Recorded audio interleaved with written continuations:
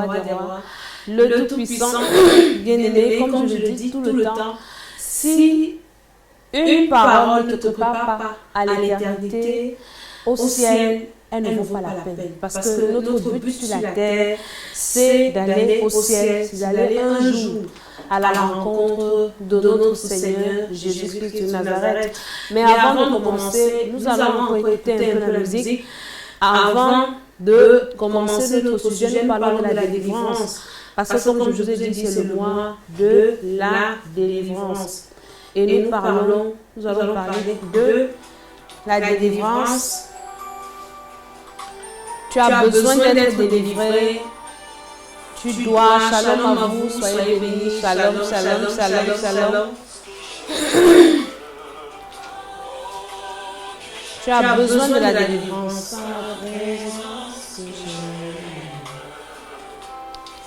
Le chant avec lequel nous allons commencer ce soir, c'est à pour titre ta présence. Ta présence. Tu dois aimer la présence de Dieu.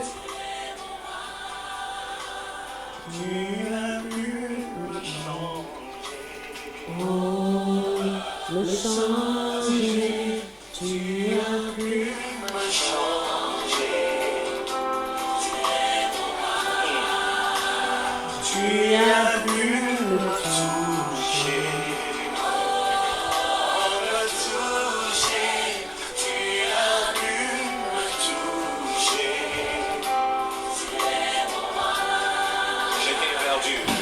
J'étais perdu. Shalom à vous. Au milieu d'une tempête, tu es venu. Tu m'as donné ta main, c'est qui cet homme qui domine sur les eaux,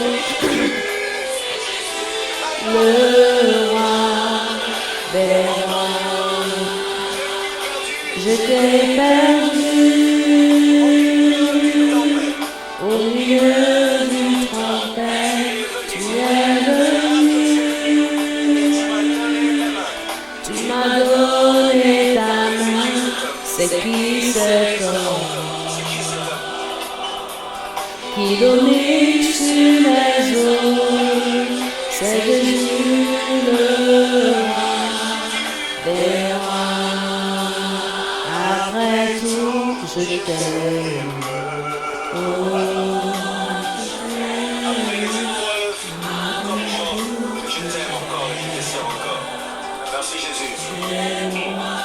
Toi qui es là, toi qui vois cette vidéo, toi qui es connecté, chante avec moi ce chant. La présence de Dieu me change.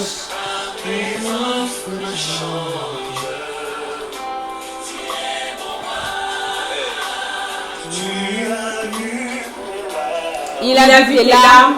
Tu as longtemps été traumatisé par les démons. Le Seigneur a vu tes larmes. Il a dit qu'il va te délivrer cette fois-ci.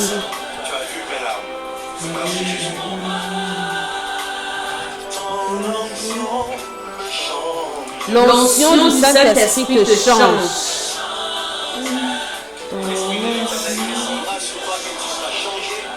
L'Esprit de l'Éternel descendra sur toi et tu seras changé en un seul homme nouveau. Au milieu d'une tempête, tu es venu. Tu m'as donné ta main, c'est qui cet homme qui domine sur les eaux, c'est Jésus le roi.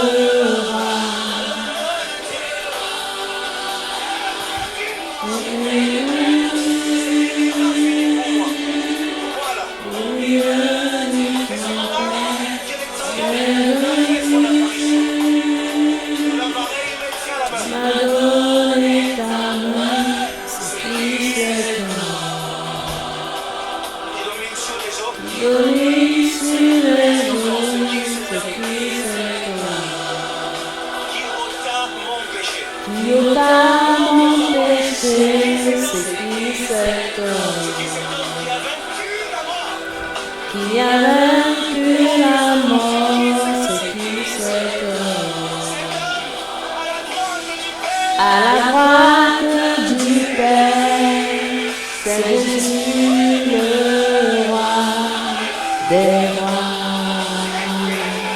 J'étais perdu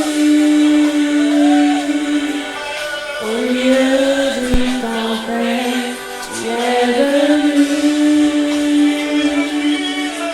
Tu m'as donné ta main, c'est qui c'est toi qui nourrit sur les eaux, c'est Jésus.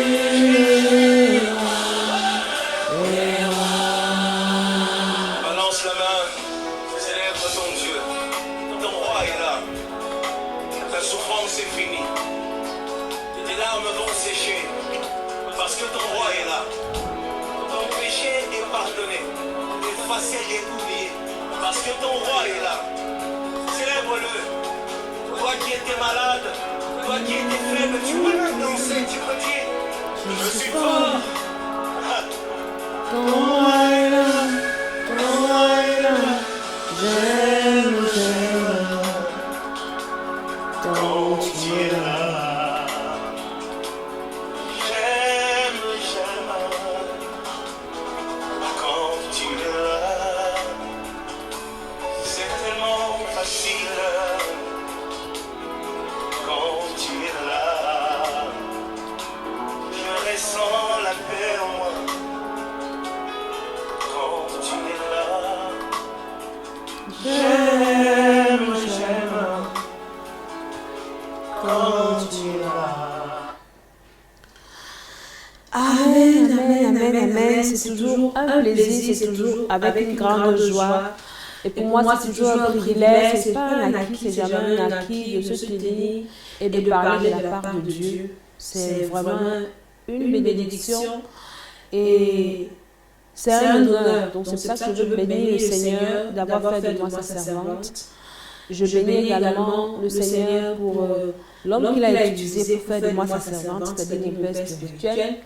Et je bénis le Seigneur également pour vous qui êtes là, pour toi qui me regardes, pour toi mon cher ami, ma chère amie, mon téléspectateur, et que la grâce de Dieu, la puissance du Saint-Esprit soit ton partage. Nous parlons de la délivrance, mais avant toute chose, nous allons quand même prier pour demander au Seigneur de nous accompagner dans cette émission, pour inviter le Saint-Esprit, parce que sans le Saint-Esprit, nous ne pouvons rien faire. Que le Saint-Esprit prenne le plein contrôle, que nous diminuions, que je diminue, et que lui croisse, que le Saint-Esprit m'utilise comme un canal pour parler à un homme, pour parler à une femme, pour délivrer un homme, pour délivrer une femme. C'est très important parce que la délivrance nous prépare à l'enlèvement. La délivrance nous prépare à recevoir Jésus dans nos vies. La délivrance nous permet d'accomplir nos destinées. Nous trempons toute personne, tous les appareils, toute personne qui suit cette vidéo dans le sang de Jésus-Christ de Nazareth. Et nous déclarons qu'aucun esprit ne va résister. Parce que ce soir, nous allons parler de la délivrance. Tout esprit qui bloque ta délivrance est vaincu. Et je trempe toutes choses, le réseau dans le sang de Jésus. Je prie que le Seigneur touche ton entendement, que le Seigneur te réponde, te rencontre au point de ton besoin, qu'au travers de cette parole, une question qui a troublé ton esprit trouve la solution, la réponse. Dans le nom de Jésus, que le Seigneur te bénisse. Je lis tous les esprits de contradiction, les esprits de malinterprétation, toute opposition, toute interférence avec le monde satanique, au nom de Jésus-Christ. Amen, amen, amen. Alléluia, soyez bénis dans le nom de Jésus-Christ de Nazareth. Je suis la servante de Dieu, Mama Tchala. Et nous sommes dans le cadre de cette émission, l'école d'Esther, une émission inspirée depuis le trône de la grâce. Et comme je le disais dans ma précédente vidéo, je disais, le Seigneur m'a donné une mission, il m'a donné un mandat, celui-là de racheter les destinées et de susciter des Esther. Esther, c'est un mot en grand. Tu peux être Esther, homme ou femme. Esther, ce n'est pas un titre féminin, mais c'est une destinée. Esther a eu une destinée.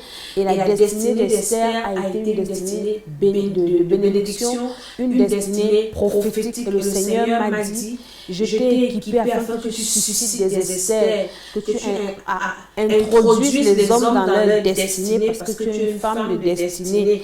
Et c'est le but de cette émission pour ceux qui sont là pour la première fois et qui ne savent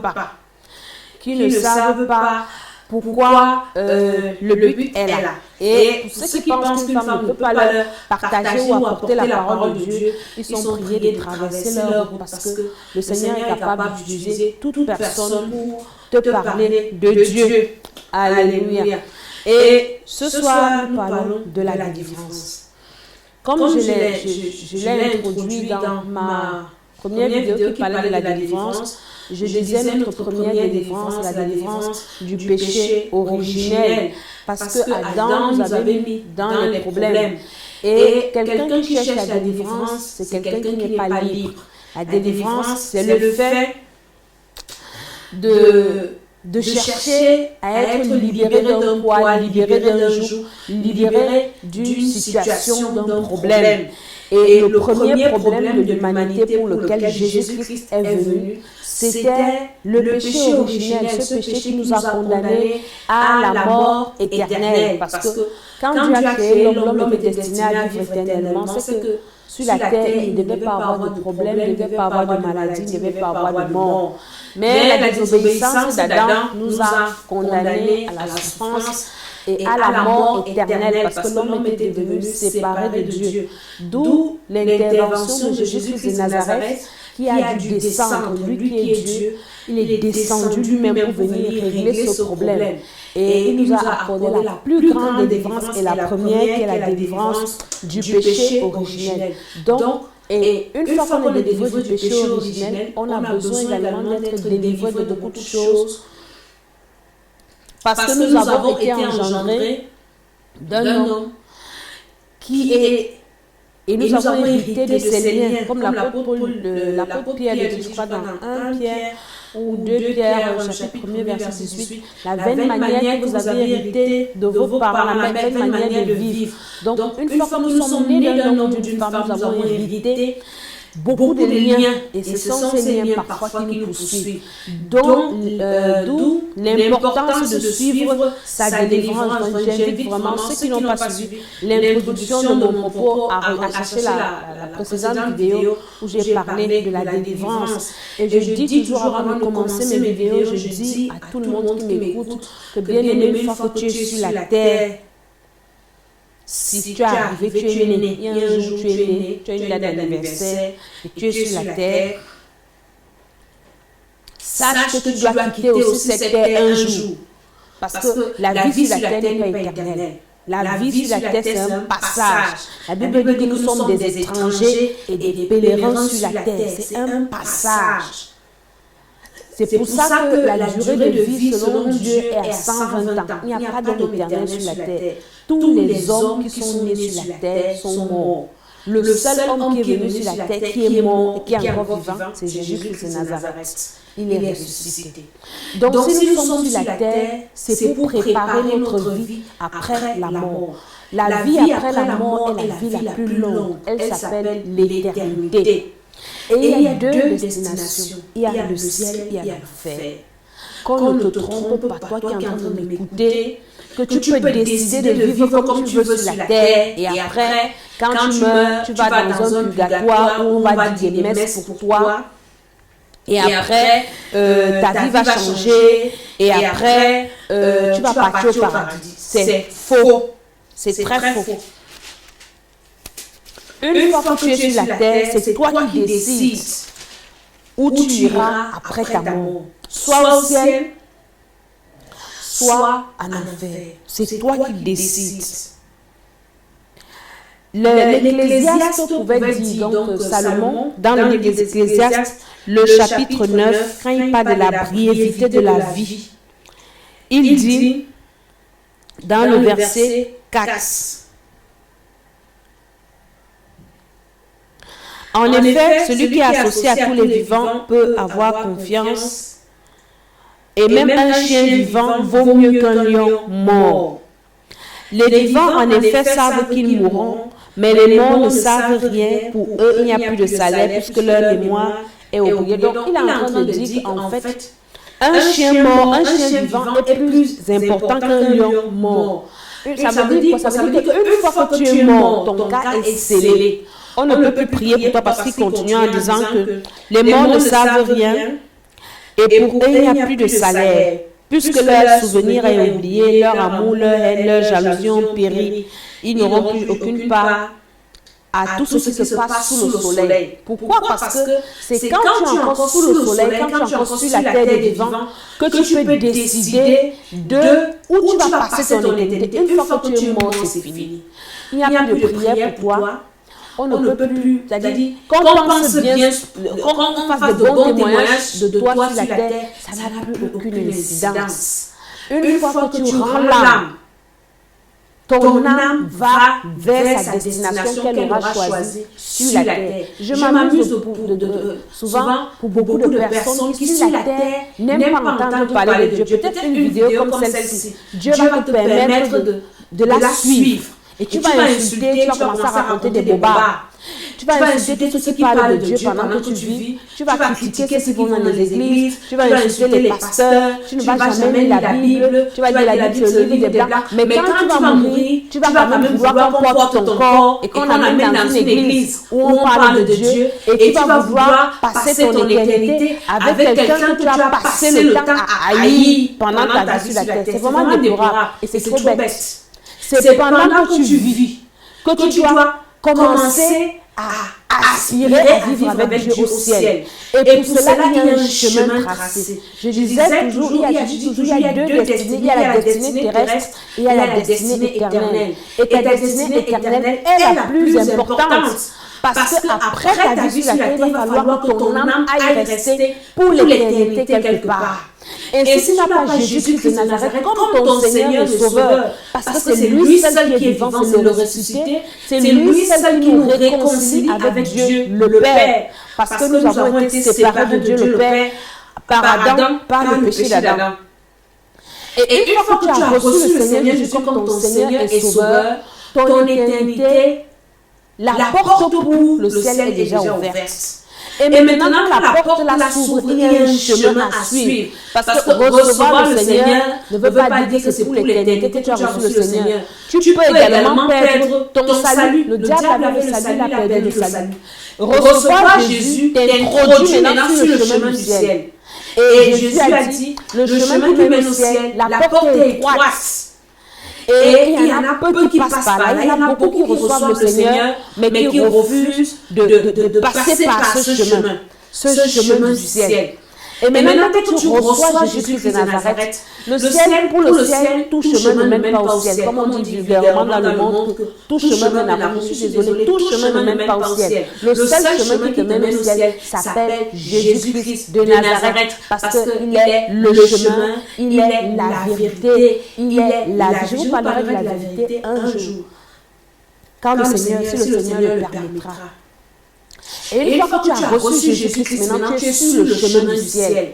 Et sur ce chemin du ciel, il y a des choses que tu dois apprendre. D'où l'école d'Esther, d'où tu dois persévérer dans une église, d'où tu as besoin de la délivrance parce que tu es sur le chemin du ciel. Et une fois que tu acceptes de passer par ce chemin, le Seigneur te fait grâce parce qu'il voit ta volonté. Bien-aimés, nous ne l'aurons pas. Nous qui sommes humains, nous ne savons pas ce qui se passe derrière la scène. Les mots ne peuvent plus revenir nous dire ce qu'ils sont en train de vivre là-bas. On pense qu'il y a quelqu'un qui passe au opposé. Non, j'ai eu la grâce d'écouter des témoignages que certains disent que ce n'est pas vrai. Mais moi, le seul ce qui m'a convaincu, les gens à qui le Seigneur a fait la grâce de mourir et de revenir, de voir un peu comment ça se passe là-bas. Et Jésus même nous a parlé de ça quand il a parlé de la parabole de Lazare et du riche. Jésus nous a dit comment le riche était dans le tourment et Lazare était dans le sang d'Abraham. Ça veut dire qu'après la mort, Il y a ceux qui se reposent et il y a ceux qui sont dans un tourment en attendant le second retour de Jésus pour le jugement dernier. Donc toi maintenant, est-ce que tu sais là où tu vas partir si tu meurs aujourd'hui? La mort est tellement facile, on ne sait même plus comment quelqu'un peut mourir. Tu peux te coucher la nuit, tu ne te réveilles plus. Tu peux peut-être faire une mauvaise combinaison alimentaire et ça t'intoxique et tu meurs. Donc, tellement on ne sait pas comment on va mourir. C'est pour ça que c'est important de recevoir le Seigneur et de marcher dans ses voies. Pas seulement de le recevoir, mais de marcher dans ses voies. C'est très important. Une fois que tu as reçu Jésus comme ton Seigneur et Sauveur, mon ami, conforme-toi à sa parole. Marche comme il te demande de marcher parce que c'est lui qui sait là où t'amène. Et une fois que tu es mort, c'est fini. Et si maintenant tu ne meurs pas et que Jésus revient, parce qu'il y a deux choses qui peuvent te surprendre, soit la mort, soit le retour de l'enlèvement. Quand Jésus reviendra prendre ses élus, son église, si toi tu n'es pas prêt, tu vas rester et ton cas est scellé. Tu ne pourras plus jamais aller au ciel. C'est ces églises qui seront sauvées au deuxième tour. Le deuxième tour, ce n'est que pour les juifs de naissance. Donc n'attendez pas le deuxième tour. Alléluia. Donc je t'invite à recevoir le Seigneur. À la fin, je vais t'amener à recevoir Jésus-Christ de Nazareth. Et si tu n'es pas à Paris, tu dois chercher une église réveillée où on parle de la nouvelle naissance. Parce que Jésus a dit à Nicodème que si tu n'es né de nouveau, tu ne peux pas avoir le royaume des cieux. Une église où on parle de la nouvelle naissance, parce que c'est la nouvelle naissance qui permet que le péché originel soit détruit en toi quand tu reçois Jésus. Et le Saint-Esprit maintenant t'habite. Et c'est le Saint-Esprit-là qui te permet de marcher selon Dieu. C'est ce Saint-Esprit-là qui te conduit dans toute la vérité, qui te donne la capacité de dominer le péché, la capacité d'abandonner le mal. Parce que sans le Saint-Esprit, tu ne peux pas abandonner le mal. Parce que le péché a été condamné dans la chair. J'entre dans mon sujet, la délivrance. Bien aimé, la délivrance, c'est quelque chose bien. C'est quelque chose qui ouvre les portes. Quand j'ai fait ma dernière vidéo, j'ai dit, la délivrance te permet d'atteindre ta destinée. Parce qu'une fois que tu es sur cette terre, la terre a été polluée depuis le péché d'Adam et Ève. Et le diable s'est multiplié. Dans Genèse 6, la Bible nous parle des fils de Dieu qui sont venus faire les enfants avec les fils des hommes. Les fils de Dieu, c'était les démons déchus qui ont péché avec Satan et qui sont arrivés sur la terre. Et ils sont venus maintenant polluer la race humaine. Et ils ont appris la sorcellerie aux hommes, ils ont appris les péchés aux hommes, ils ont appris beaucoup de choses aux hommes. Et maintenant, il y a le mal qui s'est perpétué. Au point où le Seigneur a d'abord détruit la terre une fois par le déluge, il a détruit Sodome et Gomorrhe, parce qu'il y avait tellement de mauvaises choses. Une fois que tu es né sur cette terre, tu es dans une famille. Toutes les familles ont des racines polluées. Toutes les familles ont des racines démoniaques. Toutes les familles ont des racines bizarres. Et j'ai dit dans la dernière vidéo qu'il y a 4 origines de problèmes. Et derrière chaque problème, il y a un esprit. Derrière chaque difficulté, il y a un démon qui agit, qui te maintient dans ce problème. Parce que Dieu n'a pas créé le mal et Dieu n'est pas à l'origine des problèmes. Le Seigneur dit dans sa parole que les projets qu'il a pour toi, ce sont des projets de paix, ce sont des projets de bonheur, ce sont des projets de joie, ce sont des projets d'épanouissement. Quand Dieu t'envoie sur la terre, il t'envoie avec une étoile, il t'envoie avec une destinée que tu dois accomplir, il t'envoie avec un projet que tu dois réaliser. Et maintenant, le plus grand projet, c'est de te récupérer au ciel. Mais maintenant, le diable, comme il veut te récupérer en enfer, parce que c'est le grand conflit cosmique. Le Seigneur veut te sauver, le diable aussi veut remplir l'enfer. Le Seigneur veut remplir le ciel, le diable veut remplir l'enfer. Alors il y a ce combat. Et maintenant, qu'est-ce que le diable commence à faire? Il commence déjà à détourner ton étoile depuis le ciel, depuis ta naissance. Et il faut qu'il te fasse souffrir. Dans leur souffrance, beaucoup de personnes maudissent Dieu. Ils pensent que c'est Dieu qui a résolu leur problème. J'ai rencontré beaucoup de personnes qui ne veulent même pas croire au Seigneur, même quand tu leur annonces l'évangile. Ils disent que si Dieu existait, pourquoi il y a tant de souffrances dans ce monde? Si Dieu existait, pourquoi mes parents sont morts? Si Dieu existait, pourquoi j'ai des problèmes? Si Dieu existait, pourquoi il y a la guerre? Pourquoi il y a les tueries? Pourquoi? Et les gens mettent ça sur le dos de Dieu, alors que ce n'est pas Dieu qui a l'origine de cette chose. Les crashs d'avion, les accidents de circulation, ce n'est pas Dieu, c'est le diable. Et je ne sais pas dans quelle situation tu te trouves aujourd'hui. Tu es né dans une famille et la dernière fois je disais, il faut regarder la vidéo de la dernière fois parce que je ne vais pas toujours revenir. Je disais que maintenant quand tu as un problème, tu dois connaître ton problème. Tu grandis, tu te rends compte qu'il y a des choses qui ne marchent pas dans ta vie. Et en passant, la délivrance, c'est pour les enfants de Dieu nés de nouveau. On ne délivre pas les païens. Maintenant que tu as reçu le Seigneur, et il y a tellement de promesses dans la Bible. Le Seigneur a fait trop de promesses. Et tu te rends compte que ces promesses-là ne se réalisent pas dans ta vie. Pourquoi ça ne se réalise pas? Ce n'est pas Dieu. C'est parce que dans ta vie, il y a des esprits qui travaillent. La délivrance du péché originel maintenant t'ouvre la porte et le Seigneur est en mesure maintenant de te délivrer parce que tu es déjà son enfant. Et maintenant, tu te rends compte que depuis que j'ai reçu le Seigneur, il y a des choses qui ne marchent pas dans ma vie, il y a des blocages, c'est des bas chroniques, j'ai des maladies bizarres, j'ai des esprits de rejet. Dans ma famille, les problèmes financiers, tout ce que j'entreprends, rien ne marche. Il faut déjà t'arrêter et identifier l'origine de ton problème. Peut-être c'est lié à des malédictions que tu as héritées de tes ancêtres. Peut-être c'est lié à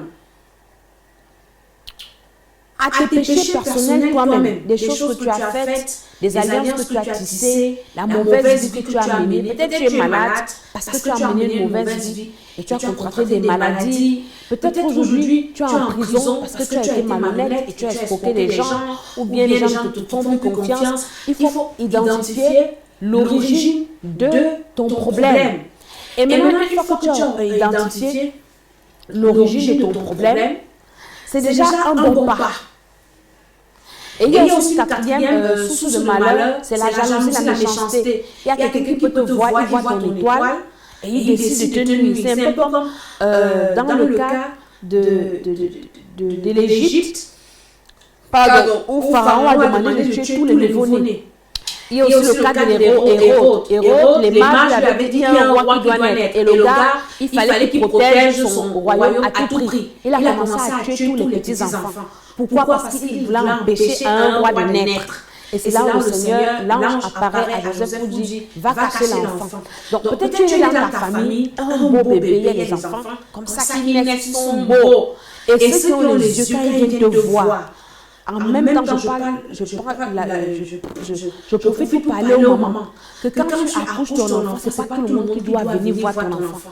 Tu accouches, tu veux mettre sur Facebook, tu montres la photo, j'ai accouché, mon ami. Tu as les enfants, tu mets sur Facebook. Est-ce que tu sais qui regarde l'étoile de ton enfant sur Facebook? Tout le monde n'a pas les mêmes yeux, tout le monde ne vient pas pour apprécier. Beaucoup de personnes ont des problèmes aujourd'hui à cause de l'ignorance. Moi, je me souviens souvent, ma mère disait, pour vivre, vivons cachés.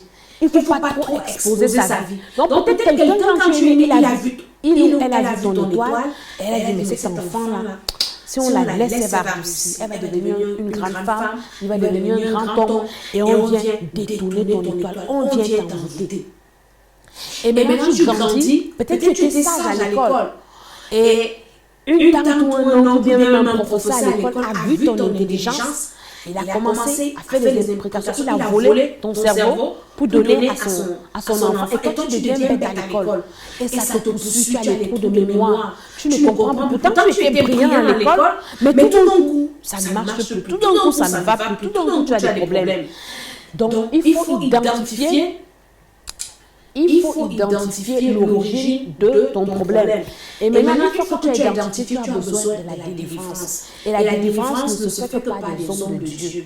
La délivrance, c'est quoi? La délivrance, c'est de chasser cet esprit. C'est le fait de chasser cet esprit qui t'assujettit dans un domaine précis. C'est à toi de savoir quel est le domaine dans lequel tu sens que ça ne marche pas. peut-être dans le domaine des relations. Tu n'arrives pas à avoir une relation stable. Que ce soit en amitié simple, tu n'arrives pas à avoir des amis qui t'aiment pour rien, des amis qui te supportent, donnent de bons conseils. Tu peux être en amitié, pas forcément des amitiés intimes, des amitiés de péché, tout ça, mais des amis avec qui tu peux causer. Une fois que tu te lies en amitié avec quelqu'un, tu te rends compte que après ton ami devient jaloux de toi, après c'est ton ami là qui te fait des coups bas, après c'est un esprit. Il y a des personnes aussi qui sont toujours trahies par des personnes. Tu ne sais pas pourquoi. Tu es bien avec quelqu'un et après la personne te trahit. Des trahisons, c'est un esprit. Tu fais du bien aux gens, mais on ne te rend jamais le bien que tu fais. Tu aides les gens, tu donnes des bons conseils, mais ces personnes ne sont jamais reconnaissantes. Tu aides une personne qui n'a rien. Mais quand Dieu bénit la personne, cette personne aussi qui peut venir te soutenir, te donner un coup de pouce, qui peut te donner un conseil, t'aider peut-être des enfants, elle t'abandonne complètement. Tu as besoin de la délivrance. Parce que c'est un esprit qui fait en sorte que ce que tu sèmes, tu ne récoltes pas. Donc, la délivrance, elle n'est pas générale, elle est détaillée. Chacun a besoin de la délivrance dans certains domaines de leur vie. Et il y a des personnes qui sont possédées des esprits. Tu as contacté peut-être un esprit, l'esprit est en toi, l'esprit parle en toi. C'est-à-dire que tu peux arriver, tu es possédé par l'esprit. Ce sont des personnes généralement qui ne sont pas nées de nouveau ou bien qui viennent de recevoir le Seigneur. Elles étaient chez des féticheurs, elles ont rencontré des hommes ou des femmes qui les ont envoûtées, qui les ont possédées. Et ce sont déjà des personnes maintenant dont les esprits parlent en elles. Maintenant, il y a d'autres personnes qui ont besoin de la délivrance, qui sont juste influencées par des esprits. C'est-à-dire que l'esprit n'est pas en toi, mais l'esprit t'influence. L'esprit te manipule. Il manipule tes pensées, il manipule tes gestes, il manipule tes avoirs. L'esprit te manipule. Là aussi, tu as besoin de délivrance. Il y a aussi des personnes dont certains domaines de leur vie sont bloqués. Des blocages. Là aussi, tu as besoin de la délivrance. Par exemple, tu peux avoir des blocages financiers. Quelqu'un vient te voir, j'ai un problème, aide-moi. Toi, tu prends ton argent sans mauvaise pensée, sans arrière-pensée. Tu donnes à la personne. Pourtant, c'est une personne mal intentionnée. Elle va faire des implications. On a un témoignage comme ça sur notre chaîne YouTube Temple des Nations. Allez voir. Une petite fille. Je vous raconte un peu l'histoire. Ses parents, en fait, son père l'a eu dehors avec une femme. Et la femme est morte, je ne sais pas quoi. Elle a pris l'enfant. L'homme est parti récupérer son enfant qu'il a fait dehors. Il est venu à sa femme à la maison. L'enfant avait 3 mois. Et la dame, elle a pris l'enfant comme son enfant. Elle a commencé à élever l'enfant. Mais elle ne savait pas qu'à l'école, on avait donné la sorcellerie à l'enfant. Et l'enfant a commencé à faire la sorcellerie de connivence avec la famille du monsieur, avec ses cousins à la maison pour envoûter. Et la dame dit qu'elle ne comprenait pas que tout était bloqué dans sa vie. Ses finances bloquées, au travail on ne la paye pas, elle arrive ici, on la chasse, le rejet. Et quand cette fille a commencé à dévoiler, quand elle a reçu le Seigneur dans notre ministère, on lui a enseigné à prier les domaines de sa vie. Elle a commencé à prier, à suivre sa délivrance. À la maison, les enfants étaient déjà mal à l'aise parce que le Saint-Esprit était entré. Et la femme avait compris qu'il y avait un problème, il y avait des problèmes. Elle ne comprenait pas pourquoi sa vie n'allait pas. Et maintenant, un jour, elle a tué une souris. Elle dit, quand elle a reçu le Seigneur, les enfants des cousins, les nièces qu'elle prenait partout, qu'elle élevait dans sa maison, le bon cœur, les petits sorciers, quand elle a reçu le Seigneur, ils ont commencé à fuir la maison seule, elle ne les a pas chassés. D'autres fuient la maison, ils viennent voler les habits quand elle n'est pas là. Parce que le feu était déjà allumé dans la maison. Et maintenant, il restait seulement sa fille. Elle ne savait pas que sa fille était aussi une sorcière. Et un jour, ils ont tué, en Afrique, on appelle ça la musaraigne. Une grosse souris. C'est une grosse souris qui sent mauvais. C'est un animal de sorcellerie. Et maintenant, elle dit que quand ils ont tué cette souris, la dame a dit que je sais que derrière toi, il y a un maître. Et si ton patron ne se repent pas, il va mourir comme je te tue là. Et c'est le lendemain que sa fille commence à dévoiler. Elle a l'église, son mari l'appelle. Oh, ta fille est en train de parler à la sorcellerie, elle lui amène à l'église. Et la fille commence à dévoiler. Le témoignage sur notre chaîne YouTube Temps des Nations. Ça se passe au Cameroun. Ce n'est pas une histoire, c'est réel, c'est une famille.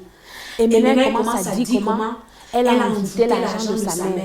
Elle dit qu'elle avait volé 45 000 le sac de sa mère. Parce que son frère qui était sorcier, qui avait fui la maison, lui avait dit que j'ai besoin de payer ma pension, il mentait. Et maintenant, elle dit, il faut prendre l'argent que maman, tu viens me donner. Elle part voler l'argent de sa mère, elle donne à son frère, il amène à son sorcellerie, il commence à parler sur ça, il fait des imprécations. La femme dit que ça faisait 10 mois, on n'a pas payé son argent. Pourtant, les autres, on les paye. Donc, toi, peut-être, tu as pris ton argent et quelqu'un vient te demander, s'il te plaît, donne-moi 50 €, j'ai un problème. Tu prends ton argent. Toi qui n'es pas enfant de Dieu, tu ne connais pas que sur ton argent, il y a ton sang, c'est-à-dire tes empreintes. Quand tu veux donner l'argent à quelqu'un, tu dois d'abord condamner, tu sanctifies ton argent, tu déclares. Si tu prends ça pour faire une mauvaise chose, ça retourne sur toi. Moi, je donne mon argent avec le bon cœur. Mais quand tu es ignorant, tu as pris ton argent, tu as donné à quelqu'un, et la personne y allait faire des imprécations. Et il y a un esprit qui a saisi des finances, et tu te rends compte qu'il y a une sécheresse financière, tes mains commencent à démanger. Il y a des personnes comme ça, quand on commence à les délivrer, tu sens comment les mains démangent, la personne fait des mouvements, les mains démangent. Et ça, c'est un domaine de sa vie. Peut-être quelqu'un est venu chez toi, un ami, il a volé ton sous-vêtement pour aller bloquer peut-être ta fécondité, ton sous-vêtement ou bien ton habit, il y a ta sueur, c'est la saleté de ton corps, pour aller bloquer ta vie dans un domaine. Il y a des gens qui te changent des habits, ou bien tu te rends compte que quelque chose a disparu, ton habit a disparu, tu ne sais pas là où c'est parti, alors qu'ils ont pris pour aller faire des imprécations. Et c'est plusieurs domaines, ce sont seulement des exemples un peu que je suis en train de détailler. Peut-être les cheveux de ta tête. Vous allez voir les gens qui aiment toucher les cheveux des gens. On a des gens qui ont témoigné dans les salons de coiffure. Seulement sur le peigne. Tu ne sais pas, quelqu'un vient te tresser, elle prend tes cheveux, ou bien un enfant qui vient de naître, tu prends les cheveux de l'enfant, on va faire des imprécations. Les cheveux d'une femme, c'est sa gloire. Ou bien, il y a tellement de choses, les tampons ne menstruent. Les femmes qui balancent les tampons ne menstruent partout là.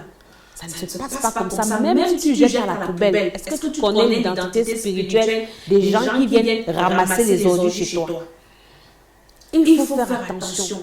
Quand tu veux jeter quelque chose qui t'appartient, quelque chose d'intime, tu dois prier dessus pour annuler, pour protéger déjà ta vie. Et il y a des gens qui vivent dans tellement, c'est-à-dire ils s'en foutent de tout le truc. Tu ne sais pas par où on est passé pour t'envoûter, pour bloquer un domaine de ta vie. Et c'est là où la délivrance intervient. Tant que tu ne prends pas conscience de ces choses, tu auras toujours des problèmes dans ta vie. Tant qu'on ne te révèle pas ces choses, tu auras toujours des problèmes. La dernière fois, j'ai parlé de ceux qui allaient chez les féticheurs pour chercher le succès, pour chercher le voyage, la réussite. C'est le domaine de ta vie que tu as sacrifié. Et même si tu reçois le Seigneur, tant que tu ne confesses pas, tu ne reconnais pas, les esprits affectés dans ce domaine pour te bloquer, pour empêcher que tu avances dans ce domaine, ces esprits ont toujours un droit légal sur toi. Il y a des personnes qui sont envoûtées par la nourriture. Quelqu'un t'a invité à manger. Quelqu'un t'a invité dans un restaurant, tu ne sais pas. Il y a un papa ici à Paris, il nous a fait son témoignage. Ses amis, pour le détruire, l'avaient invité dans un restaurant. Ils avaient déjà fait un complot. Je ne suis pas en train de raconter les dégâts, je vous donne des témoignages pour vous éclairer et pour que vous compreniez ce qui se passe dehors. Et ses amis, lui, vraiment boivent ça. Donc, on a ouvert une bière devant lui, alors qu'il y avait déjà des imprécations faites dessus. Et dès que le monsieur a bu ça, c'est là où sa vie a changé, c'est là où son mariage s'est gâté, c'est là où il n'a pas compris. Il ne pouvait pas imaginer que son ami intime. C'est pendant qu'il suit sa délivrance que le Seigneur révèle à l'homme de Dieu. Pour dire qu'un jour, un de tes amis intimes t'avait invité dans un restaurant. Et c'est là où il a détruit ta vie. Mais si toi, tu ne passes pas par la délivrance, même si tu persévères dans une église, tu auras toujours des problèmes bizarres. Tu auras toujours des problèmes. Je connais des familles. Une dame, elle venait à l'église, elle n'accouchait pas. On a prié sur elle, le Seigneur l'a bénie. Maintenant qu'elle accouche, sa belle-mère sorcière arrive à la maison. Et la belle-mère prend l'enfant, elle pose sur le ventre, elle dit que c'est son mari. La femme a dit qu'elle ne sait pas ce qui s'est passé. Depuis que la belle-mère est partie de sa maison, jusqu'aujourd'hui, l'enfant n'est pas normal. Si vous voyez là où cet enfant commence à taper sur sa mère, s'il commence à tirer ses cheveux, s'il commence à tirer sa greffe, et tu te demandes comment cette femme vit, elle est obligée, le papa est obligé de ne pas travailler parce qu'il faut garder l'enfant. Un enfant de 3 ans, il a une force surnaturelle. Et plus il grandit, devient, c'est comme si c'était un monsieur. Donc, bien aimé, le monde dans lequel nous vivons, c'est un monde méchant. Ne néglige pas la délivrance. Tu as tes enfants qui sont intelligents à la maison, tu ne comprends pas. Dès que tu as reçu un étranger, dès que l'étranger est parti, tes enfants deviennent bêtes. Les enfants deviennent têtus. C'est pour ça que nous devons éduquer nos enfants. Déjà éduquer nous-mêmes parce qu'il y a des parents qui ne sont pas éduqués. Cette vidéo va passer dans beaucoup de groupes où on parle peut-être de comment éduquer les enfants, les gens qui cherchent le mariage. C'est important pour vous parce que vous devez avoir cette connaissance. Le Seigneur a dit dans Osée 4:6, mon peuple est détruit parce qu'il lui manque la connaissance. Aujourd'hui, beaucoup de personnes n'ont pas de connaissance. Quand on leur apporte la connaissance, ils viennent critiquer. Alors que ce sont des choses que vous devez connaître. Les choses de la vie. Le diable est tellement rusé, le diable est tellement méchant. Et maintenant, quand tu es passé par ce genre de choses, parfois tu as négligé, tu t'en fous. Ah, je m'en fous, qu'est-ce qu'on peut bien me faire? Je ne suis pas sorcier, je ne parle pas à la sorcellerie, qu'est-ce qu'on peut bien me faire? Et c'est comme ça que tu te retrouves dans les problèmes. Le problème dans lequel tu te trouves, peut-être dans ton foyer, tu es parti raconter ta vie à qui? On lit ça sur Facebook, sur les réseaux sociaux. Une femme qui pleure, oh, ma copine, tu étais ma copine, je te racontais toutes mes choses, mes problèmes avec mon mari, alors que c'est elle qui récupère ton mari. Qu'est-ce qui s'est passé? Tu as pris une domestique chez toi, tu as pris un enfant chez toi que tu as commencé à élever, et c'est cet homme, c'est cette femme, c'est cet enfant qui est venu gâter ta vie. Tu as besoin de la délivrance. Ta vie allait bien. Mais depuis que tu as rencontré cette personne, tu te rends compte qu'il y a des choses qui ne marchent pas. Ton magasin marchait. Mais depuis que tu as eu tel employé, il y a des trucs qui ne vont pas. Tu dois t'arrêter et te poser des questions. Et maintenant, une personne qui a déjà remarqué qu'il y a des domaines dans sa vie qui ne marchent pas comme ça doit marcher, doit chercher la délivrance. Tu es déjà de nouveau. Et maintenant, quand tu désires la délivrance, il y a une chose. Et je vous disais que la délivrance, ce n'est pas l'exorcisme. L'exorcisme, c'est le fait de chasser les esprits avec des objets, des croix et tout ça. La délivrance, ce sont les hommes de Dieu les nouveaux qui chassent les esprits avec le Saint-Esprit. Nous voyons ça dans le Nouveau Testament parce que dans l'Ancien Testament ne nous parle pas beaucoup de délivrance. Ça nous parle plus des miracles, des guérisons. Il y avait les prophètes qui guérissaient, les prophètes faisaient des miracles. Maintenant, Jésus est donc venu avec cette connaissance. Et les Juifs étaient étonnés. Mais ça, c'est une nouvelle doctrine. Ce monsieur cherche des démons. Et comment est-ce que, quand vous prouvez que derrière chaque problème, il y a un esprit? Quand Jésus est avec ses disciples, et il passait à l'autre bord et il y a eu la tempête. Quand Jésus a parlé au vent, il dit au vent, tais-toi. Et les disciples étaient étonnés, mais ça c'est quelqu'un qui parle même au vent et le vent lui obéissent.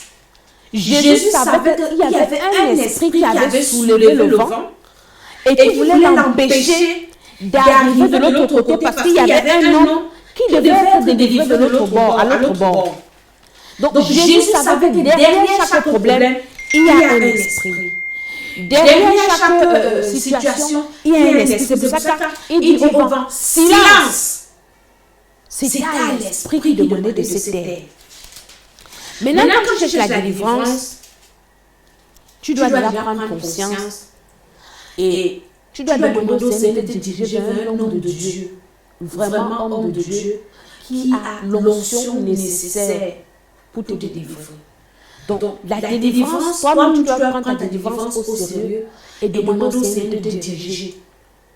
Maintenant, quand tu es face à ce ton de Dieu, tu es comme face à Dieu. Pour être délivré, tu dois être honnête. Quelqu'un qui ment ne peut pas être délivré. Tu dois être honnête avec toi-même. Honnête avec Dieu et honnête avec la personne qui te délivre. Parce que tu as besoin de dire la vérité. La dernière fois, je vous ai parlé de diagnostic spirituel. Pour qu'on te délivre, il faut qu'on sache ce qui s'est passé. Déjà, peut-être dans ta famille, comme nous, on fait la cuite d'âme, je l'ai dit. Et dans cette cuite d'âme, on te pose des questions. Déjà, sur ton nom, parce que ton nom, l'origine de ton nom, la signification de ton nom, peut influencer ta vie, soit en bien, soit en mal. Des origines de tes ancêtres. Est-ce que tes ancêtres étaient des adorateurs des idoles? Est-ce que c'était des prêtres des fétiches? Est-ce qu'ils ont sacrifié des enfants? Qu'est-ce qui s'est passé dans ta famille? On te demande des informations de ta famille pour que toi, tu nous dises et qu'on détecte l'esprit qui est derrière. Et maintenant, les informations sur tes parents. Peut-être que tu es une femme, tu es mariée, tu es un homme. Et dans ton foyer, il y a des troubles. Et maintenant, on va te poser les questions. Comment est-ce que tes parents vivaient? Est-ce que ton père était marié avec ta mère? Est-ce que... Et parfois, ce sont des problèmes héréditaires. Les problèmes que ta mère a vécu dans le foyer, tu es en train de les répéter. Ce sont des liens héréditaires qu'il faut couper. Il faut briser pour que toi, tu sois délivré, pour que toi, tu aies la paix dans ton foyer. Peut-être que tu te retrouves en train de répéter la souffrance que ton père a fait vivre à ta mère. Et c'est ce que ton mari est en train de te faire. Parfois, c'est ça le mari qui est mauvais. Mais parce qu'il y a des liens, il y a des esprits dans ta famille qui disent que toutes les femmes qui vont en mariage doivent souffrir. Et toi, tu es en train de souffrir comme ça. Et là, il faut maintenant qu'on détecte. Et il faut que tu dises la vérité parce que si tu mens, la délivrance ne sera pas bien orientée. Il faut que tu dises la vérité. Tu dois être honnête avec Dieu. Quelqu'un qui veut la délivrance n'a pas honte. Tu as tué, tu dois dire Jésus. Et c'est ça là où le bas blesse. Il y a des gens qui veulent la délivrance, mais ils ont honte, ils mentent, ils cachent des choses. Tant que tu caches, l'esprit là a le pouvoir sur toi parce que c'est une affaire d'esprit. Tu dois prendre maintenant la décision de dire la vérité, tu es honnête. Tu dis, si on te pose des questions, qu'est-ce qui s'est passé? Tu dois dire. Pourquoi tu as tel problème? Tu dois dire. Maintenant, quand tu veux la délivrance, c'est un travail spirituel, c'est pas la magie. Tu dois prendre la décision de méditer la parole de Dieu au moins 3 fois par jour. Parce que la délivrance se fait, c'est Dieu qui va te délivrer. L'homme de Dieu qui est en face de toi, la femme de Dieu, n'est qu'un instrument que Dieu utilise. Et maintenant, toi aussi, tu dois participer 50%, 50%. Tu dois prendre la décision de méditer la parole de Dieu au moins 3 fois par jour. Ça doit être la nourriture. Parce que c'est des mensonges parfois dans ton esprit. Et c'est cette parole qui doit maintenant remplir ton esprit. Parce que quand tu remplis ton esprit avec la parole de Dieu, les esprits perdent leur pouvoir. Tu dois aussi prendre l'engagement de prier au moins 5 fois par jour. Quelqu'un qui veut la délivrance et qui ne prie pas, tu seras délivré comment? Tu attends seulement quand le pasteur va prier pour toi, quand la femme de Dieu va prier pour toi. Non. Tu dois préparer le terrain au préalable. Mener une vie de prière, intercéder pour ta délivrance toi-même.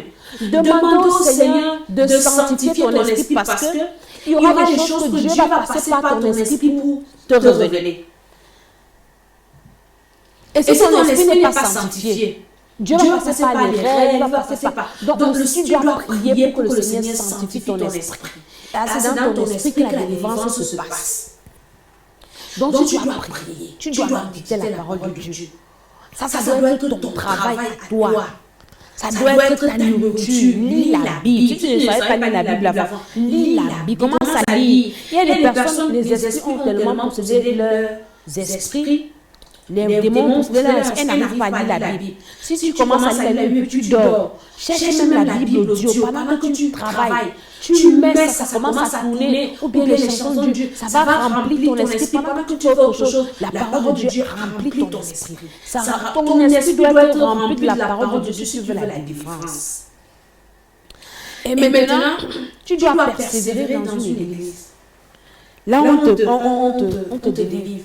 Quelqu'un qui veut la délivrance ne doit pas rester à la maison. Tu dois aller à l'église. Écoutez les enseignements. Écoutez la parole de Dieu. Parce que c'est la parole de Dieu qui te guérit, qui te délivre. Ce n'est pas magique. C'est un travail spirituel. Donc tu dois toujours être dans l'onction. Là où on parle de Dieu, tu dois être là. Les enseignements. Parce que pendant les enseignements, le Seigneur peut te révéler pendant que Dieu prêche. Il peut avoir une parole de connaissance qui te concerne. Il peut avoir une parole de sagesse qui te concerne. Et il révèle ton problème. Donc tu dois être là pour écouter cette parole. Ce n'est pas à la maison. Ce n'est pas que tu passes seulement le compris pour être rentré. Non. On va prier pour toi, tu ne seras jamais délivré. Maintenant que tu es dans cette vie de prière, il faut que maintenant tu entres dans une discipline. Tu dois discipliner tes pensées, discipliner tes sens, ce que tu regardes, ce qui sort de ta bouche. Tu dois te discipliner. Si tu es quelqu'un qui a la délivrance et qui passe le temps à voir les films X, comment est-ce que ton esprit sera sanctifié? Tu vas devant une marée de nuit, toi qui écoutes les chansons érotiques, toi qui regardes les choses bizarres, ça va toujours polluer ton esprit. Et tu ne peux pas être délivré. Les portes seront toujours ouvertes. Ta discipline te permet de fermer les portes, afin qu'aucun esprit d'autre ne vienne. Et cette discipline te permet de ne plus pécher. Parce que quand Jésus délivre les gens, il te dit, tes péchés te sont pardonnés parce que ce sont les péchés qui ont ouvert la porte à ces esprits. Et quand il te pardonne les péchés, il te dit, va et ne pêche plus. Parce qu'une fois que tu pêches, tu ouvres encore les portes. Et tu vas fatiguer les hommes de Dieu. Tous les jours, on va prier sur toi. Pourtant, tu mènes une mauvaise vie. Tu dois te discipliner. Dans toutes les cas, tu dois te discipliner. Discipliner tes pensées, discipliner tes relations. Tu dois avoir les amis qui t'amènent à faire le mal. Les mauvaises compagnies corrompent les bonnes mœurs. Ne vous y trompez pas, c'est 1 Corinthiens. C'est 1 Corinthiens, les mauvaises compagnies corrompent les bonnes mœurs. Tu dois te discipliner. Tu dois couper avec certaines personnes. Les personnes n'ont pas le même objectif que toi. Peut-être quand tu as les couches de nuit. Est-ce que quand tu dors la nuit, tu es avec quelqu'un? Tu es seul. Mais maintenant quand tu souffres seul. Mais quand tu vas chercher ta délivrance, tu vas vouloir que les gens t'accompagnent. Ils vont seulement te décourager. Quand tu as tes problèmes, tu es seul. Quand tu es malade, je dis ça à un de mes enfants, à mes enfants aujourd'hui. Quand tu es malade, on va venir te dire vraiment désolé, courage. Mais la personne te dit ça ne va jamais ressentir ce que tu ressens. C'est toi seul qui sais ce que tu ressens. Tu ressens ça dans ta chair, donc tu es seul. Donc quand tu cherches ta délivrance, ne cherche pas les acolytes qui vont te soutenir, qui vont t'encourager. Peut-être qu'ils ont qui t'en foutent, ils ne vont jamais t'encourager. Et maintenant, quand le Seigneur te révèle l'origine de tes problèmes, ce que tu dois faire, c'est de confesser. Reconnaître que là où tu es dans telle situation parce que tu avais posé tel acte, tu avais menti à tel, tu avais offensé tel. Prends le courage. Va demander pardon à la personne. Que je suis désolée et je t'avais offensé. Pardonne-moi. Et maintenant tu demandes pardon aussi à Dieu. Si c'est un péché que tu as commis ou ça n'a pas engagé quelqu'un, reconnais le péché. Demande pardon à Dieu. Confesse ton péché. C'est ça la délivrance. Beaucoup de personnes ne sont pas délivrées parce qu'elles cachent leur péché. Tant que tu caches ton péché, tu ne peux pas prospérer. Tu ne peux pas être délivré. C'est impossible. Il faut se libérer. Quelqu'un qui veut la délivrance, c'est quelqu'un qui se libère. C'est quelqu'un dont le cœur n'est pas un réfrigérateur ou un congélateur, où il garde les choses, il garde les gens, il garde les rancunes.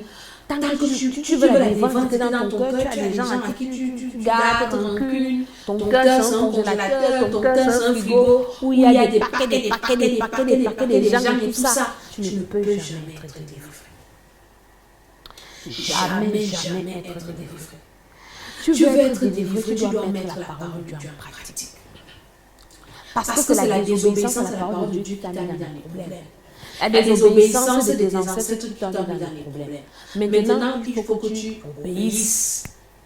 pour être délivré. Tu dois veiller à tes pensées. Tu penses à quoi? Tu veux être délivré, mais tu as des pensées impures. Tu penses à quoi? Et les pensées impures ouvrent la porte. La dernière fois, j'ai parlé également des pensées. Que ta destinée dépend de tes pensées. Tu penses à quoi? Aux mauvaises choses. Tu penses à quoi? Tes pensées attirent les esprits pour venir amener ce que tu es en train de penser à l'exécution. Il y a le pardon, il y a demander pardon.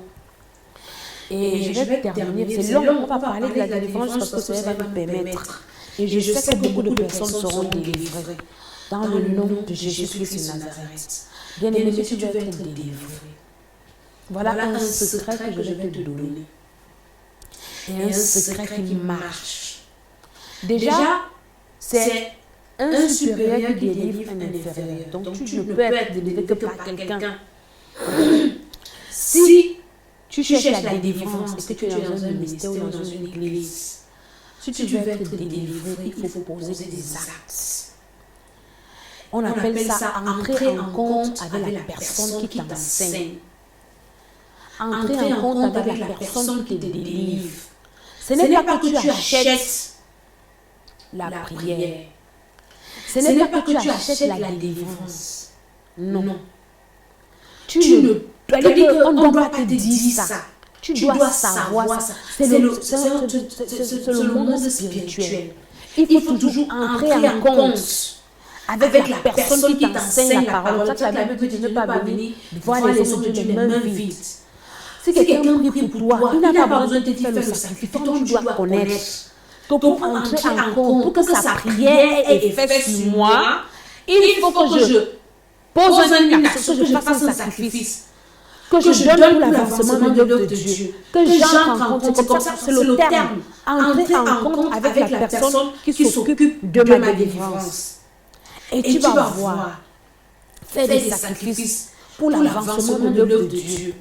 Tu vas voir il y a campagne d'évangélisation ici.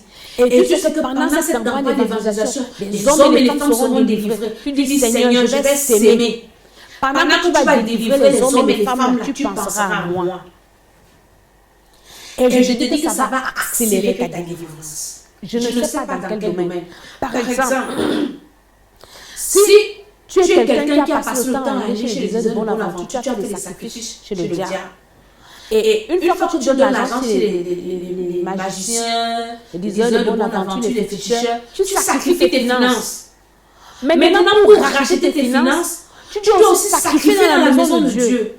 Tu dois donner. Les gens appellent ça. Ce sont les sorciers qui disent que c'est l'escroquerie, on escroque les gens. Mon ami, quand tu donnes à Dieu, ça marche toujours.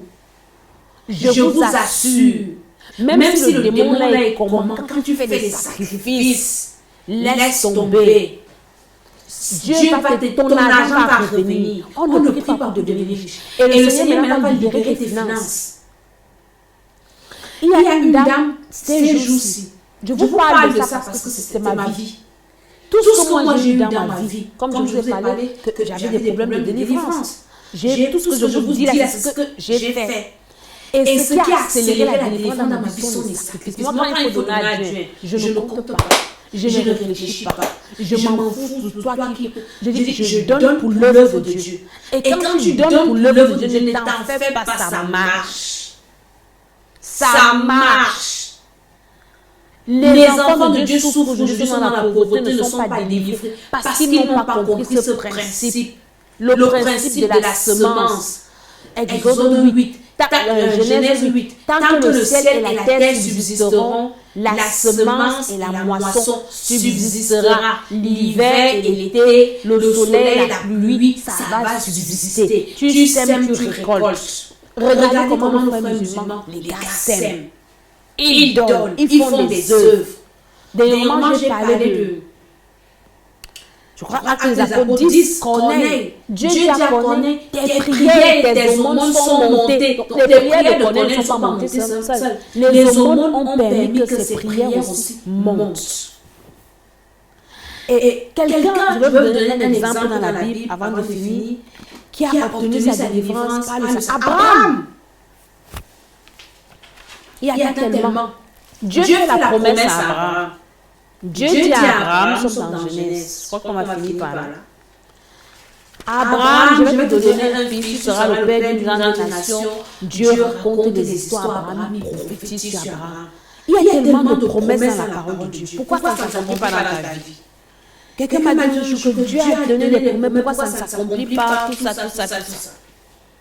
Dieu dit à Abraham, nous sommes dans Genèse, à partir du 19, avant 18.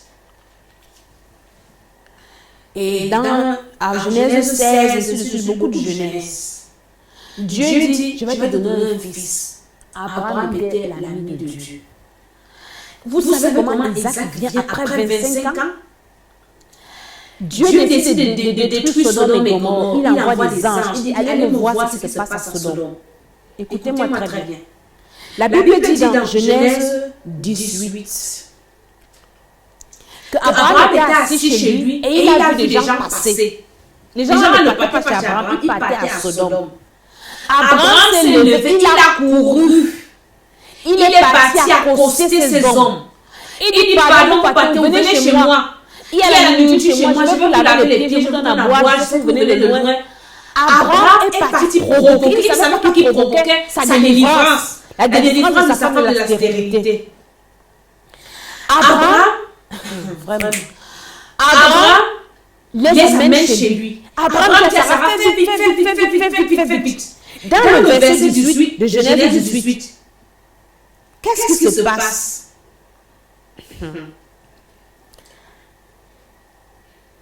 Non, nous sommes d'abord dans le verset 9. C'est quand il a déjà fait tous les préparatifs. Verset 9, Genèse 18. Alors il lui dit, où est ta femme Sarah?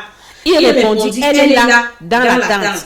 Et l'un d'entre eux dit, assurément, je reviendrai vers toi l'année prochaine. Voici que Sarah, ta femme, aura un fils. Sarah écoutait à l'entrée, elle a commencé à rire. Les gars ne venaient pas chez Abraham, ils passaient leur route. Abraham est parti les chercher. Ta délivrance, tu dois la provoquer.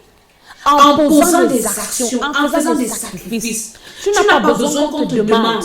Tu restes à l'église, tu regardes, il y a tel besoin à l'église. Moi, tout ce que j'ai eu dans ma vie, c'était des sacrifices. Je regarde telle chose qui manque. Je me lève, je m'en vais donner à l'homme de Dieu, l'argent du carburant. Je vous ai parlé ça un jour, que j'étais comme ça, un jour l'homme de Dieu prêche. Et j'avais l'argent de ma mère dans la main. Et je me suis levée. Je dis, homme de Dieu, m'a mis à cœur de payer ton carburant. Et il a commencé à prophétiser. Il me dit, avant tes 40 ans, tu auras des voitures. Tu auras des voitures. Et je n'ai pas encore 40 ans, j'ai à rouler des voitures et les Porsche Cayenne et les Mercedes. J'ai déjà roulé des voitures dans ma vie fatiguée. À cause d'une parole prophétique, à cause d'une action que j'avais posée. Quand tu veux la délivrance, tu n'attends pas qu'on te dise donne. Il faut que tu donnes. Même si tu n'as pas beaucoup, donne. Lève-toi. Regarde. Peut-être va chez la femme de ton pasteur. Va donner ton corps en sacrifice. Tu dis, bon, peut-être moi je peux venir t'aider à faire même le ménage. Quand tu cherches la délivrance, ne fais pas qu'il faut d'abord être humble. Je l'ai dit la dernière fois. Il faut savoir se faire petit. Abraham est parti chercher, c'est comme ça que les gars prophétisent sur Sarah. Et c'est comme ça que Sarah a eu l'enfant là. L'enfant qu'elle attendait depuis 25 ans. Parce qu'ils avaient posé des actes. Et c'est la même chose. Maintenant, il ne voulait pas dire à Abraham ce qu'il partait faire à Sodome. Après, dans les versets qui suivent, ils disent que est-ce que nous allons cacher à Abraham ce que nous voulons faire? Pourquoi? Parce qu'Abraham avait posé des actes. Et c'est là où ils disent à Abraham que nous sommes en train d'aller détruire Sodome. Abraham ne le savait pas. Abraham avait un membre de famille à Sodome, l'autre était de la famille de Sodome. Il arrive là-bas. Il dit, on va partir détruire. C'est là où Abraham commence à intercéder pour l'autre. Parce qu'Abraham savait que son neveu était là-bas avec sa famille, avec ses filles qui étaient mariées. Il dit, mais s'il y a quand même 50 personnes que tu vas détruire, Abraham a intercédé. C'est les bonnes œuvres d'Abraham qui ont sauvé l'autre. Il arrive jusqu'à ce que Dieu dit, d'accord, si elle dit, je ne le tue pas. Dieu, les anges descendent, ils continuent. La Bible dit que quand ils arrivent à Sodome, nous sommes au chapitre 19. L'homme était assis à la porte. Ils ne sont pas partis chez l'autre. L'homme les a vus. L'autre a couru vers eux. Ça veut dire que dans la famille d'Abraham, on a enseigné les gens à faire de bonnes œuvres. L'autre a couru vers eux pour leur dire que la vie est mauvaise, venez vous cacher chez moi. Et l'autre leur a dit, je vais m'occuper de vous, ici c'est une mauvaise vie, tout ça. Et c'est comme ça que l'autre est sauvé, à cause des bonnes œuvres qu'il fait.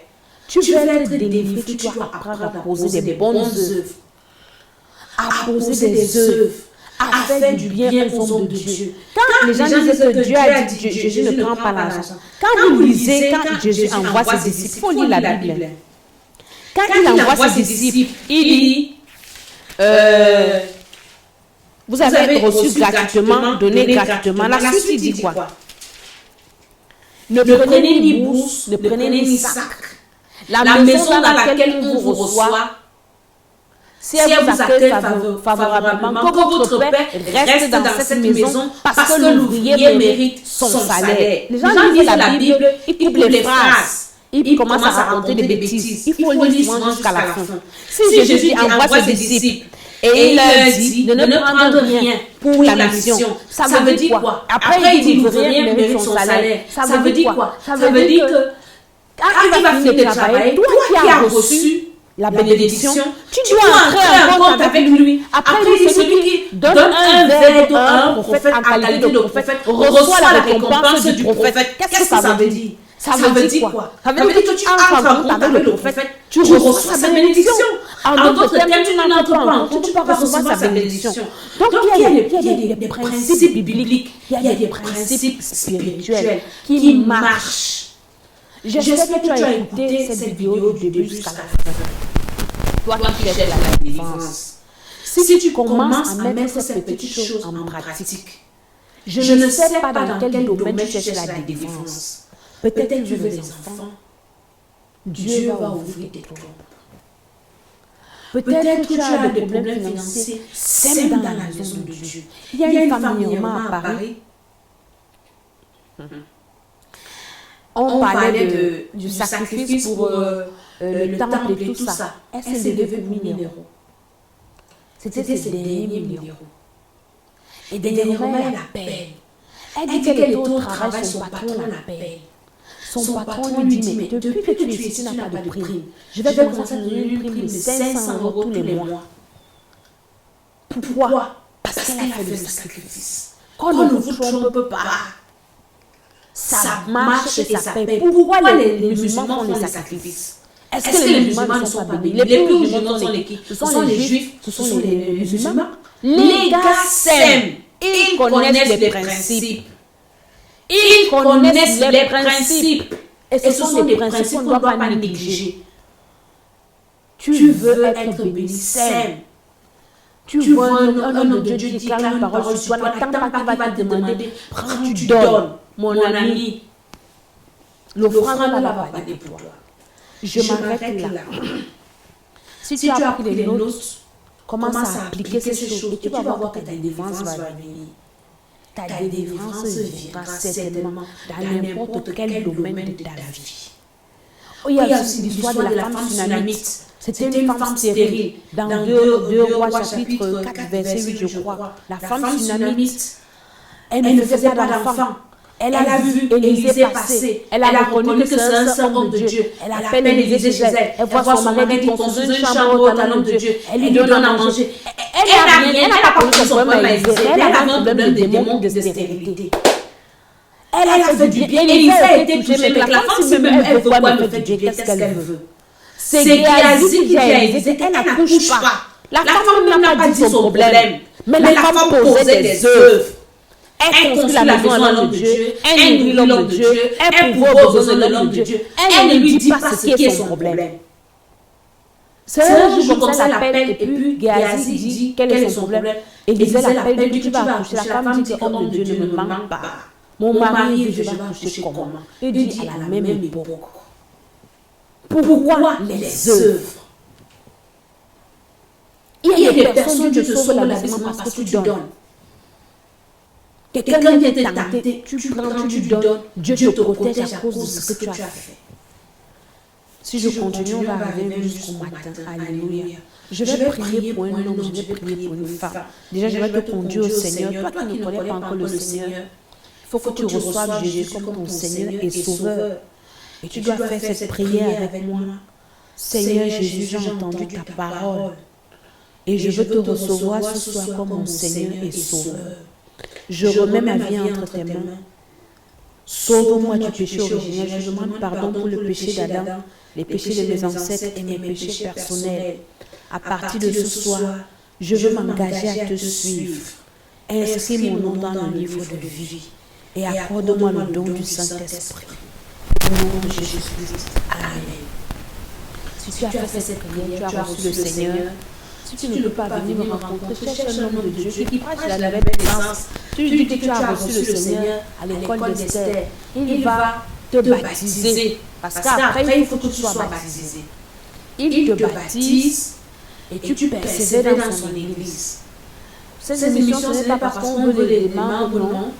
Tu persévères dans son église parce que tu as besoin d'être enseigné. Et tu pries, Dieu va te diriger vers un de ses serviteurs qui va prendre soin de toi. Amen. Et maintenant, je vais prier pour les gens qui ont des problèmes.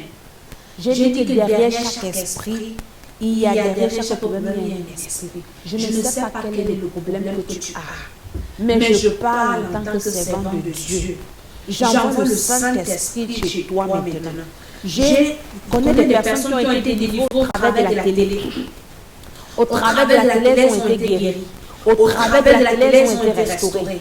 Au travers de la télé, des démons sont partis de leur corps. Et je prophétise là où tu te trouves. J'envoie le Saint-Esprit en mission.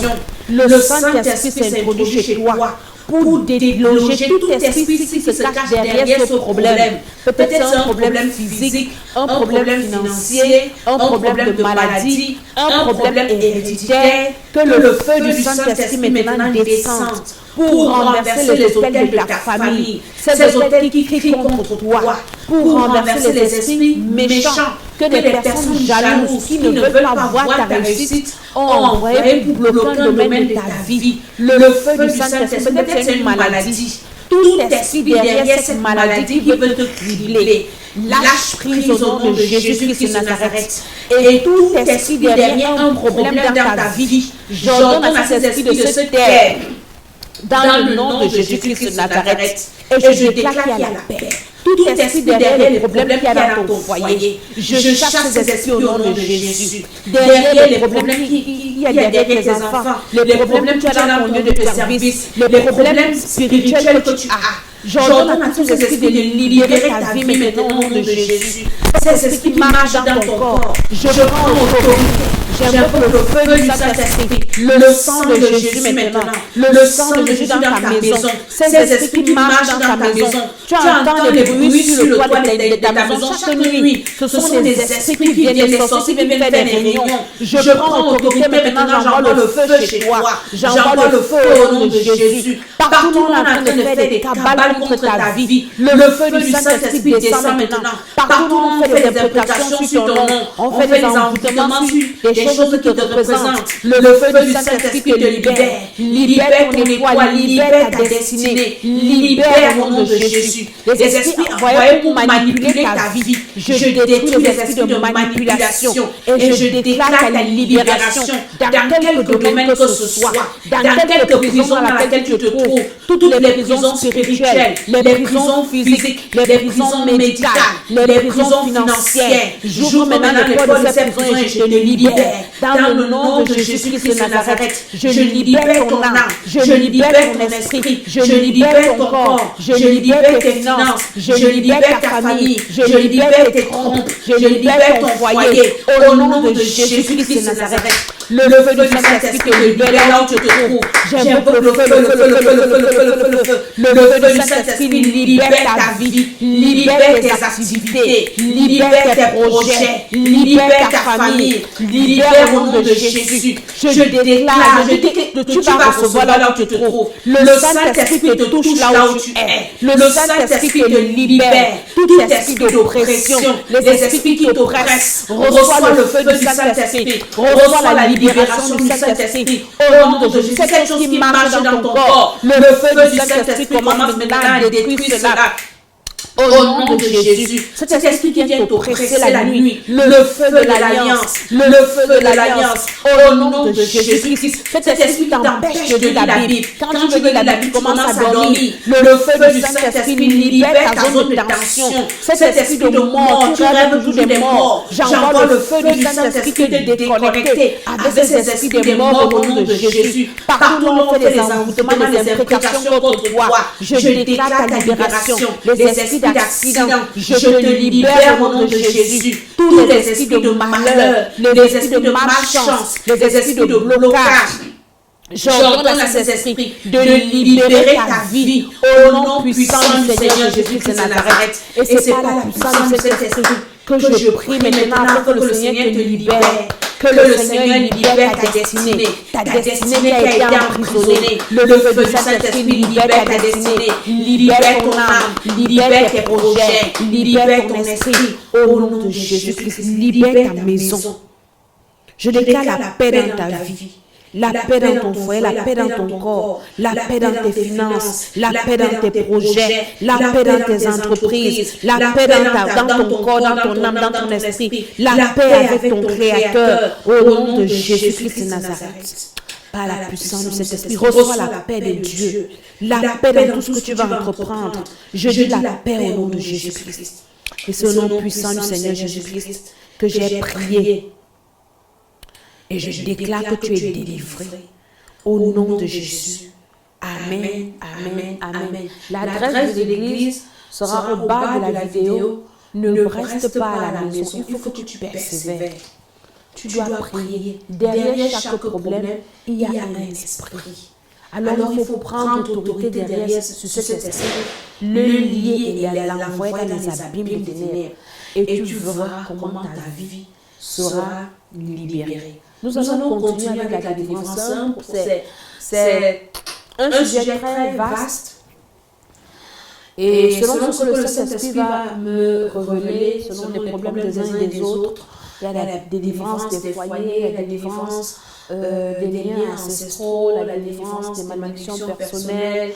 On va continuer selon ce que le Saint-Esprit va nous diriger. Vraiment, soyez bénis. C'est l'école d'Esther, ne soyez pas égoïste. Invitez quelqu'un à regarder cette vidéo, envoyez cette vidéo à quelqu'un et la personne sera délivrée. Merci parce que vous étiez là. Que le Seigneur vous bénisse, que le Seigneur vous protège. Au nom de Jésus-Christ. Amen, amen, amen, amen.